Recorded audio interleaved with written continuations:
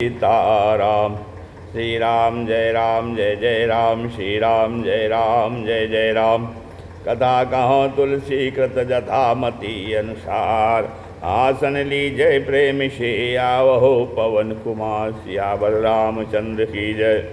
एकादश मुखी दक्षिणेश्वर धाम सरकार जी महाराज की जय। महापति महादेव की जय। श्री राम सद्गुरु चरण कमलेभ्यो नमः। श्री राम जय जय राम। नीलाम्बुज श्यामल कोमलांगम सीता समारोपित वामभागम, पाणो महासायक चारुचापम नमामि रामम रघुवंशनाथम। ओम श्री सीतारामचंद्राभ्याम नमः। उमा महेश्वराभ्याम नमः। ओम श्री एकादश दक्षिणेश्वर धाम सरकार से नमः। श्री सद्गुरु चरण कमलेभ्यो नमः। सत्संग क्रम में आज श्री रामचरितमानस में भोलेनाथ द्वारा कामदेव का भस्म होना का प्रसंग चल रहा है। कहते हैं कि ब्रह्मा जी ने कहा कामदेव को भेजो देवताओं से। कामदेव भगवान के पास गए। भगवान शिव समाज लगा कर बैठे हुए हैं। एक बात बताइए, क्या कामदेव की सामर्थ्य है कि भोले बाबा की समाधि भंग कर सकें? विचारणीय बात है। दूसरी बात, जिनके हृदय में राम बैठे हों उसके हृदय में क्या काम प्रभाव पड़ सकता है? अर्थात नहीं। अरे जहाँ राम तहाँ काम नहीं, और जहाँ काम नहीं राम। तुलसी कबहु न सही सकें, रवि रजनी एक ठाव, रवि रजनी एक ठाव। तो भोलेनाथ के हृदय में तो पूरे पूरे राम जी बैठे हुए हैं। हाँ, अंतर्धान भय असभाखी, शंकर सोई मूरत उर राखी। सीताराम सीताराम। तो हृदय में राम बैठे हैं तो काम का प्रभाव कैसे पड़ सकता है? तो यह प्रभाव पड़ा कैसे? बोले, जैसे कामदेव ने बाण चलाया, भगवान राम ने सोचा यदि मैं उनके हृदय में से अंतर्धान नहीं होऊंगा तो कामदेव का बाण निष्फल हो जाएगा। लेकिन अगर मैं इनके हृदय से अंतर्धान हो जाऊंगा तो यह मुझे ढूंढने के लिए नेत्र खोल देंगे कि मेरे प्रभु कहाँ चले गए।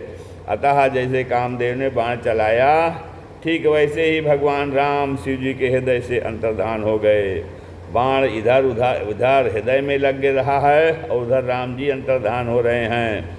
शिव जी के नेत्र खुले, मेरे सरकार कहाँ चले गए मुझे छोड़ के। और जैसे ही देखा सामने कामदेव नजर आ गया। बोले, भोले बाबा को क्रोध हुआ। शिव जी क्रोध में आके तीसरा नेत्र खोल दिए और कामदेव जलकर भस्म हो गया।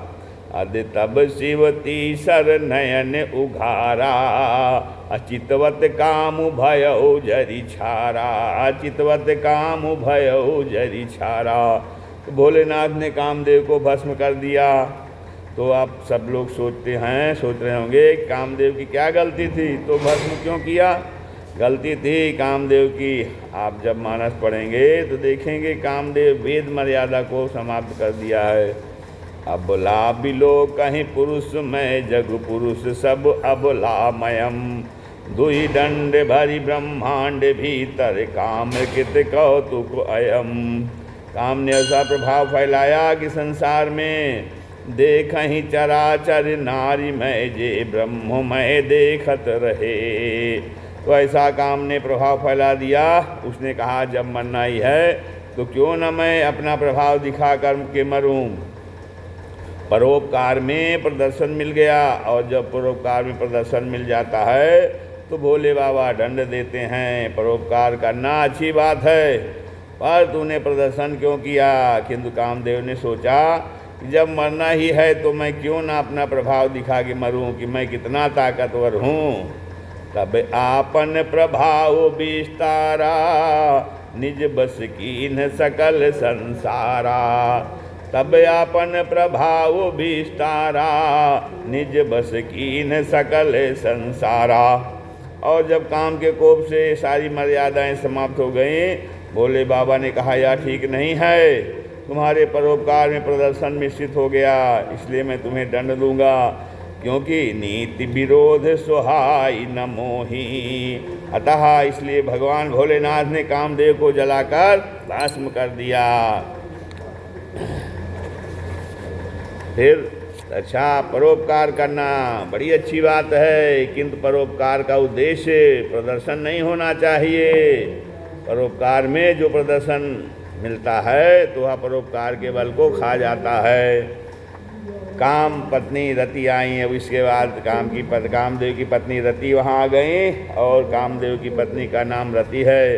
भगवान भोलेनाथ से प्रार्थना करने लगी कि भगवान भोलेनाथ जी ने फिर आशीर्वाद दिया कि अरे जब जदुवंश कृष्ण अवतारा होई हरन महामही भारा, जब जदुवंश कृष्ण अवतारा होई हरन महामही भारा, कृष्ण तनय होई पति तोरा, बचनु अन्यथा होई न मोरा, कृष्ण तनय होई पति तोरा, बचनु अन्यथा होई न मोरा। तो भगवान ने भोलेनाथ ने रति को आशीर्वाद दिया कि जाओ, जब प्रभु राम कृष्ण के रूप में यदुवंश में अवतरित होंगे तब तुम्हारा यह जो पति है वो कृष्ण तनय होकर प्रकट होगा, कृष्ण का पुत्र होकर के उत्पन्न होगा। तो रति प्रसन्न होकर चली गई। अब सारे देवता सावधान हो गए कि इनको समझाए कौन। देवता लोग कहते हैं चलो चलो इनकी स्थिति करो, इनको समझाओ, विवाह के लिए तैयार करो भोलेनाथ को। कहते हैं एक देवता ने कहा मुझे तो बहुत डर लगता है इनके सामने जाने में, और फिर दूसरे ने कहा तुम क्यों डरते हो, तुम तो अमर देवता हो। उसने कहा रहने दो, जो अभी जलकर भस्म हो गया वो अभी अमर ही था, मनुष्य थोड़ी था, इनका तीसरा नेत्र खुलेगा तो भस्म होना ही पड़ेगा, चाहे अमर हो या नर न हो फर्क नहीं पड़ता। ब्रह्मा जी ने कहा अच्छा चलो रहने दो हम समझाते हैं। अब ब्रह्मा जी आए, ब्रह्मा जी ने भोले बाबा को प्रणाम किया और ब्रह्मा जी ने कहा महाराज आज हम सब देवताओं के मन में एक उत्साह है, एक विचार है, एक बात है। भगवान ने कहा काहे बात का उत्साह।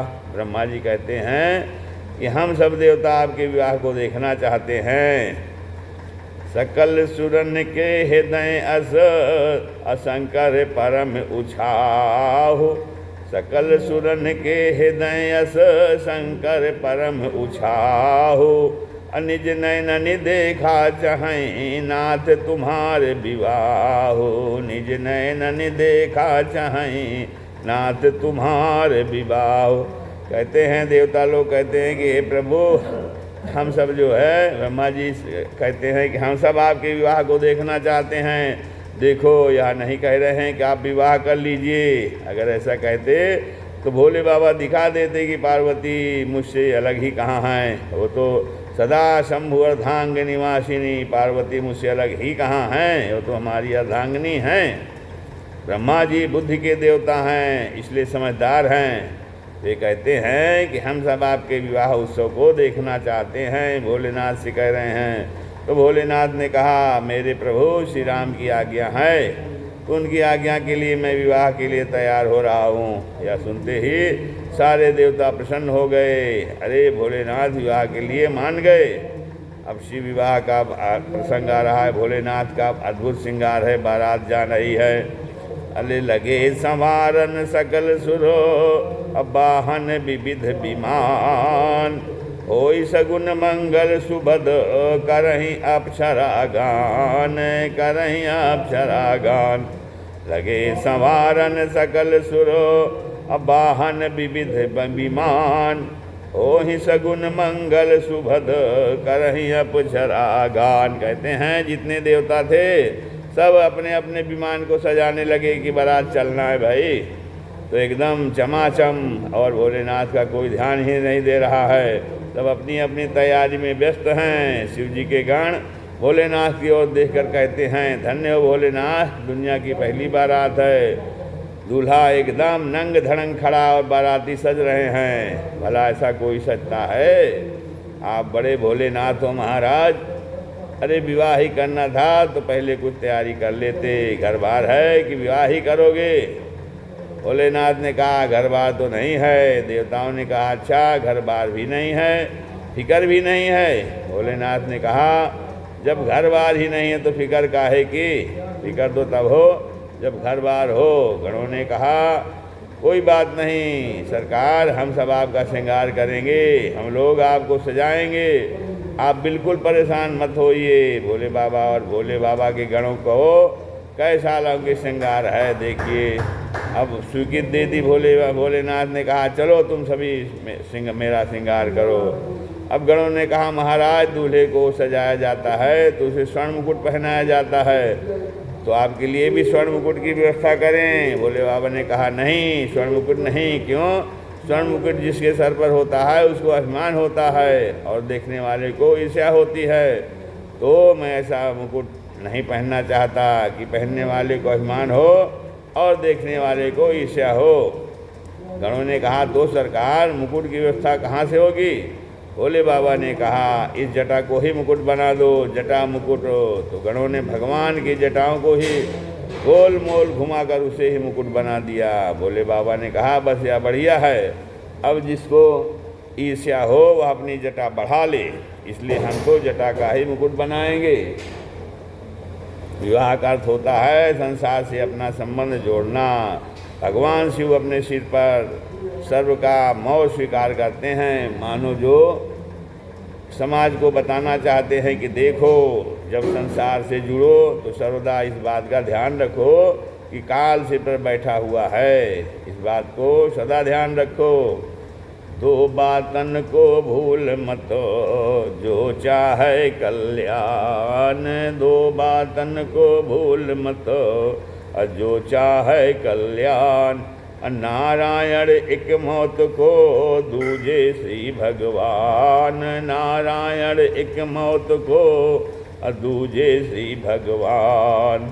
दो बातन को भूल मत जो चाहे कल्याण, नारायण एक मौत को दूजे श्री भगवान।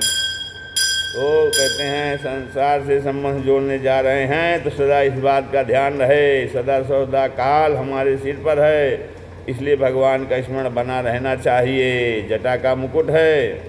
भगवान का एक गण गया, सीता की भस्म ले आया, सीता की भस्म को भोले बाबा के पूरे शरीर में मालिश कर दिया। भगवान शिव को यह भस्म बड़ी प्रिय है। भोले बाबा को सीता भस्म इतनी प्रिय है, प्रिय क्यों है? एक बार कुछ लोग मुर्दे को कंधा देकर जा रहे थे और सब कह रहे थे राम नाम सत्य है। तो भोले बाबा ने सुन लिया। भोले बाबा ने कहा अरे वाह, ये अब तो अपने ही दल के मालूम पड़ते हैं भैया। अरे मेरा भी नारा है। क्या नारा है? सत्य हरि भजन जगत सब सपना, सत्य हरि भजन जगत सब सपना। तो और ये सब भी कह रहे हैं कि राम नाम सत्य है, तो यह तो अपने ही दल के मालूम पड़ते हैं। भोलेनाथ उन्हीं के संग में लग गए। अब जिन लोगों ने उत्सव को कंधे पर रखा था स्मशान घाट पर ले गए और फिर जैसे ही मुर्दे को आग लगाई गई, चिता जलने लगी, वैसे ही जो लोग राम नाम सत्य कह रहे थे वही लोग चाय की दुकान पर चाय पीने लगे। आपस में कह रहे हैं तुमको कैसे पता चला कि ये मर गया? एक ने कहा अरे मुझे अचानक सूचना मिली, मैं अपनी दुकान बंद करके आया हूँ, तो इसके चक्कर में। फिर एक ने कहा अरे रहने दे, मेरे घर में पुताई का काम चल रहा था, पुताई का काम आधे में छोड़कर पीछे पीछे चला आया। फिर एक ने कहा तुम अपनी सुनाओगे, और मेरी तो सरकारी नौकरी है, आजकल वैसे भी अंगूठे का सिस्टम हो गया है, तो मैं तो सरकारी नौकरी छोड़कर आया हूँ। और हद तो तब हो गई जब एक ने कह दिया अगर मरना ही था तो संडे को नहीं मर सकता था। तो भोले बाबा ये सारी बातों को सुन रहे थे और राम राम जिसको मैं अपने दल का समझ रहा था वे तो दूसरे दल के मालूम पड़ रहे हैं। जैसे ही चिता में आग लगाई इनकी तो विचारधारा ही बदल गई, ये मेरे दल के नहीं हो सकते, किंतु धन्य है ये सब जिसके कारण राम नाम का प्रचार तो हुआ, यह धन्य है। भोले बाबा दौड़े दौड़े गए, जो चिता जल रही थी उसकी राख अपने शरीर में लपेट लिया और कहने लगे जीते जी भले ही राम नाम न ले सका, लेकिन मरने के बाद इसके वजह से कम लोगों ने तो राम नाम का आश्रय लिया, इसलिए धन्य है ये, इसके समान कौन हो सकता है। तो भोले बाबा ने उस चिता भस्म को अपने शरीर में लपेट लिया।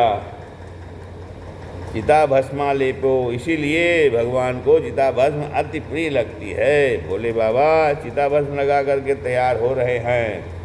गणों ने कहा सरकार तैयार हो गए तो एक आध बढ़िया वाहन मंगाएं, वीआईपी कोई गाड़ी बुलाएं, दूल्हा सरकार उसमें बैठ कर जाएंगे। भगवान ने कहा नहीं नहीं, मैंने जीवन भर बैल की सवारी की और अगर आज विवाह के अवसर पर बैल में को त्याग दूंगा तो क्या सोचेगा। वाह भोलेनाथ, जीवन भर मेरी सवारी की और सौभाग्य के अवसर आया तो मुझे छोड़कर किसी और की सवारी कर ली। इसलिए मेरा तो सिद्धांत है, जिसको मैंने जीवन भर अपने साथ रखा है, सौभाग्य के अवसर पर भी मैं उसको साथ लेकर जाऊंगा।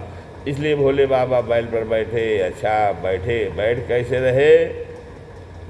रहे हैं? बैल के पूंछ की ओर भोले बाबा का मुख है, उल्टे बैठ रहे हैं। क्यों? क्योंकि इस विवाह में भोलेनाथ के इस भगवान नारायण भी पधारे हुए हैं, और अगर भोलेनाथ सीधे बैठते हैं तो भगवान की तरफ उनकी पीठ हो जाती है। इसलिए भगवान शिव ने सोचा, मैं संसार की ओर पीठ भले ही दिखा लूँ, पर मैं अपने राम को पीठ नहीं दिखा सकता हूँ। संसार की ओर भले ही मेरी पीठ हो जाए, फर्क नहीं पड़ेगा, लेकिन राम जी की ओर मेरा मुख होना चाहिए। तो भगवान की ओर अगर मुख होगा, भगवान की ओर अगर मुख होगा तो संसार की तरफ पीठ हो जाए तो कोई भी प्रभाव नहीं पड़ेगा। हम परमात्मा सन्मुख हों। भोलेनाथ बैल पर बैठे। अब बारात आगे बढ़ रही है।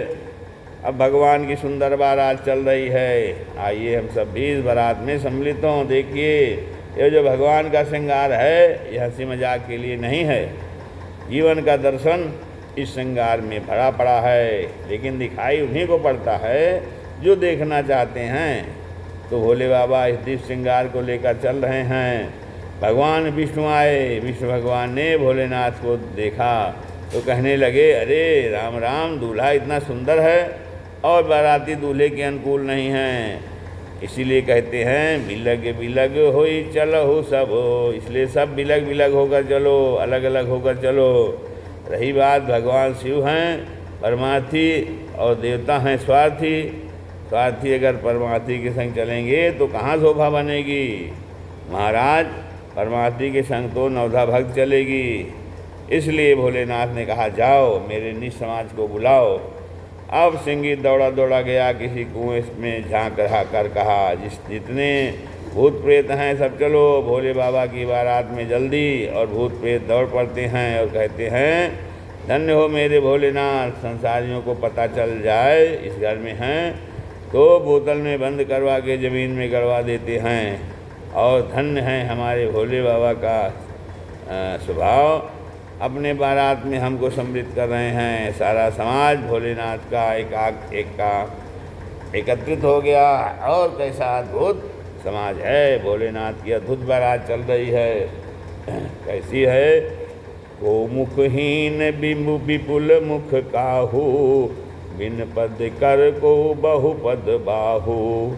विपुल नयन को नयन विहीना, रिष्ट पुष्ट को अति तन खीना। और नवी पंक्ति वो चल रहे हैं जिनके मुख नहीं है। कोई शिकाल के जैसा है, सियार के जैसा है, कोई कुत्ते के जैसा है, कोई सुअर के जैसा है। वे नवी पंक्ति में चल रहे हैं। जानते हैं ये 9 पंक्तियाँ कौन कौन हैं? या साक्षात नवधा भक्ति 9 पंक्तियों में विभक्त करके श्रद्धा विश्वास के परिणय की साक्षी बनने के लिए जा रही हैं। नवधा भक्ति 9 पंक्तियों में विभक्त हैं। को मुखीन, ये श्रवण भक्ति है। श्रवण के कानों की आवश्यकता होती है, मुख की नहीं होती है। विपुल मुख का हो, ये कीर्तन भक्ति है। कीर्तन करने के लिए जितना मुख हो उतना ही आनंद आता है। हम लोग इतने लोग बैठे हैं, कितना आनंद आता है। तो दूसरी पंक्ति में भोलेनाथ का जो समाज चल रहा है, जिनके बहुत से मुख हैं, ये कौन सी भक्ति है? ये कीर्तन भक्ति है। बिन पद कर, तीसरी पंक्ति वो चल रहे हैं जिनके हाथ पैर नहीं है, ये स्मरण भक्ति है। स्मरण करने के लिए हाथ पैर की आवश्यकता थोड़ी पड़ती है। और चौथी पंक्ति में वो चल रहे हैं जिनके बहुपद बाहु, जिनके बहुत से हाथ पैर हैं, ये पाद सेवन भक्ति है। भगवान के पास सेवन करने के लिए जिनका हाथ पैर हो उतना ही कम लगता है ना कि ठाकुर जी की सेवा करने के लिए 10 हाथ होते तो कितना आनंद आता।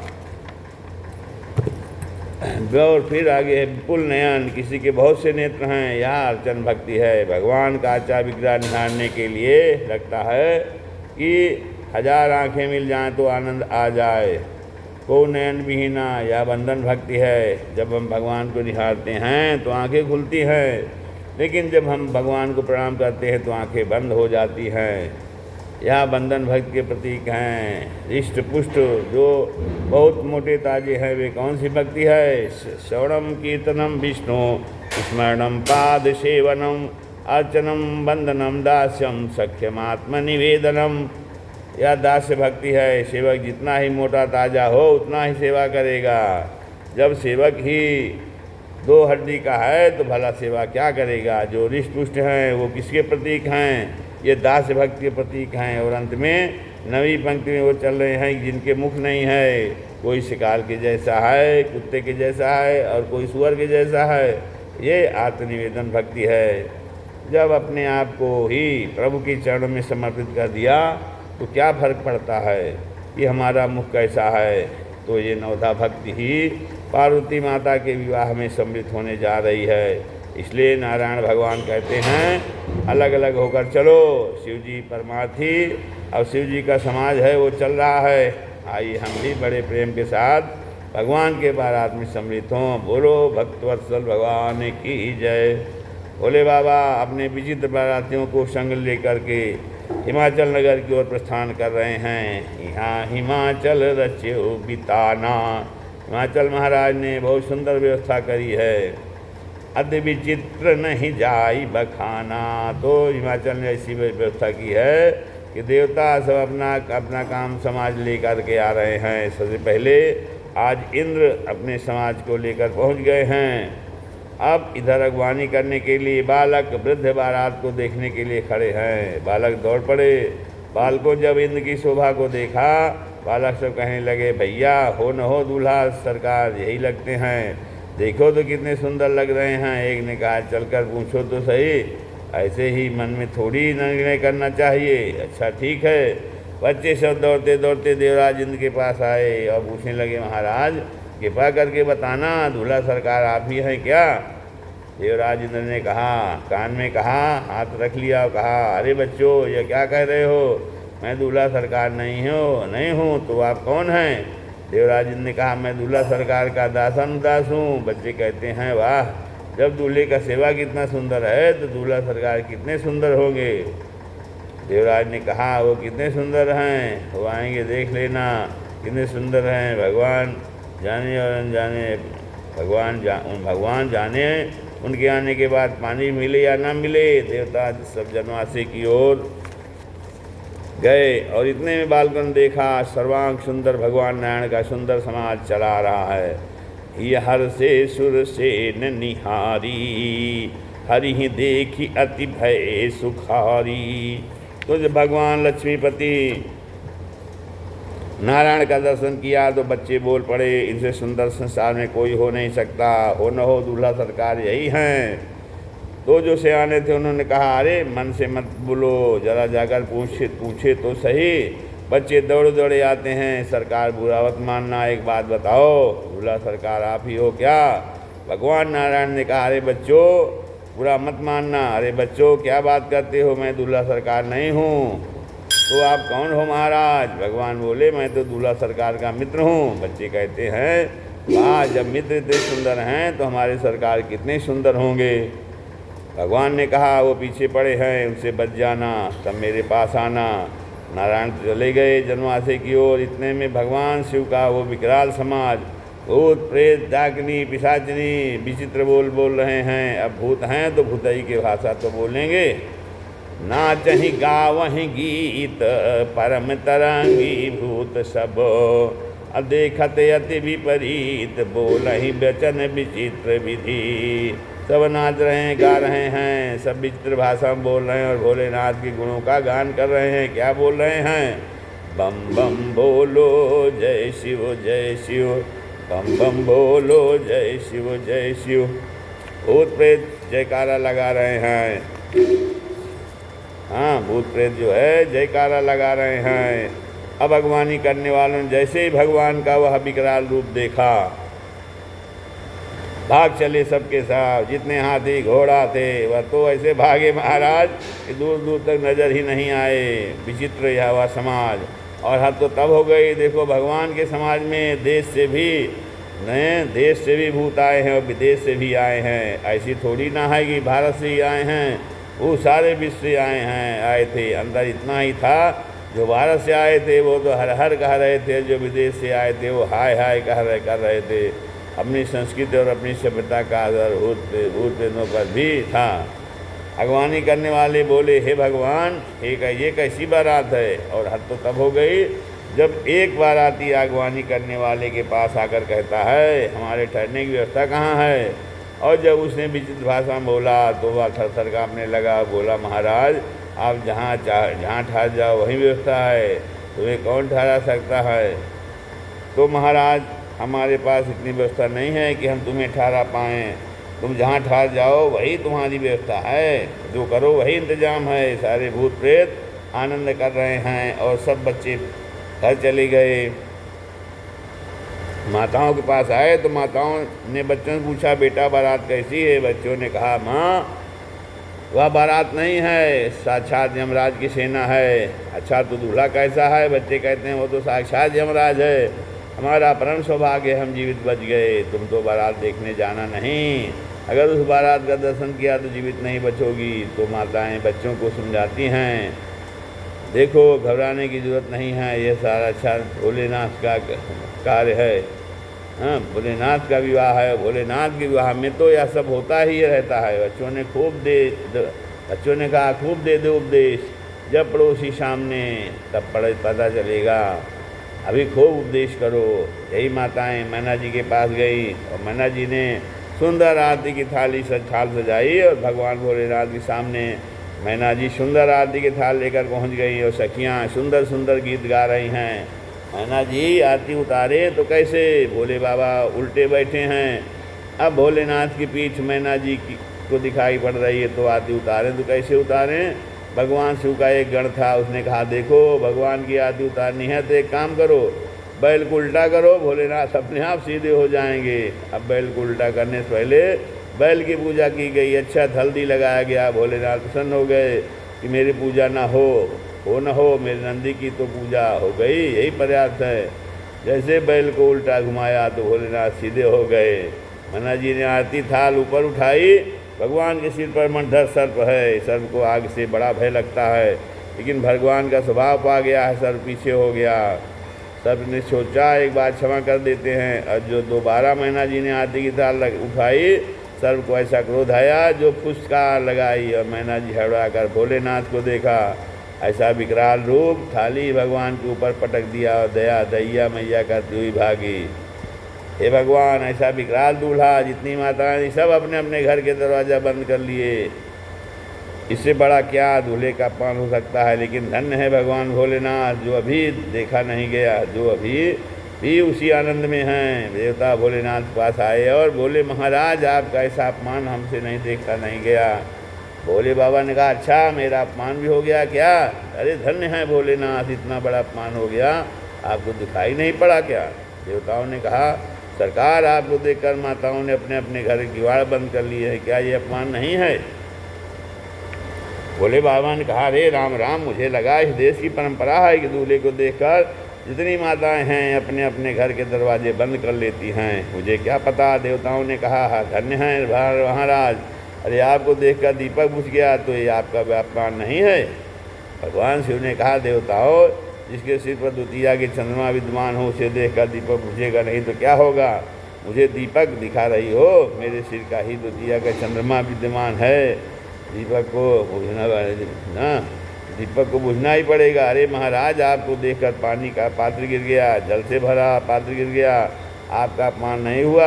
भोले बाबा ने कहा, देवताओं, जिसके सिर से गंगा रूपी राम भक्त की धारा प्रकट हो रही हो उसे कोई लोटे से जल देगा तो क्या होगा? देवताओं ने कहा, धन्य हो महाराज, आपको देखकर आपकी सासू माँ डर गई। भोले बाबा ने कहा, यही तो बात है, मेरी सासू माँ मुझे देखकर नहीं डरी, ईश्वर को देखकर डरी। जीव जब काल की ओर देखता है तो भयभीत हो जाता है, और जब महाकाल की ओर देखता है तो निर्भय हो जाता है। मेरी सासू माँ अगर मुझे देखा होता निर्भय हो जाती, या तो भयभीत इसीलिए हुई कि मुझे न देखकर ईश्वर की ओर देखा।